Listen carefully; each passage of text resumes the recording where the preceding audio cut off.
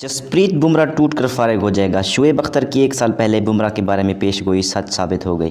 पुरानी video viral. जी हां दोस्तों, दरअसल पाकिस्तान के फास्ट बॉलर शुएब अख्तर ने इंजरी के शिकार भारतीय फास्ट बॉलर जसप्रीत बुमराह से मुतल्लिक दावा कर दिया।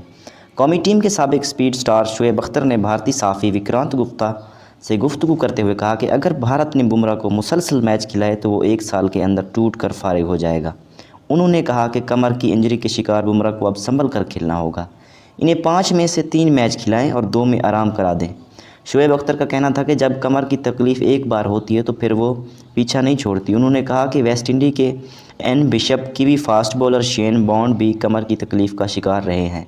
बुमराह को अब ये सोचना है कि मैच खेलूं, आराम करूं और रिहैब में जाऊं। वाज़ेह रहे कि विक्रांत गुप्ता ने ही ये खबर दी थी कि Jasprit Bumrah T20 world cup 2022 से बाहर हो गए हैं और इनकी जगह मोहम्मद सिराज या मोहम्मद शामी को शामिल किए जाने का इम्कान है।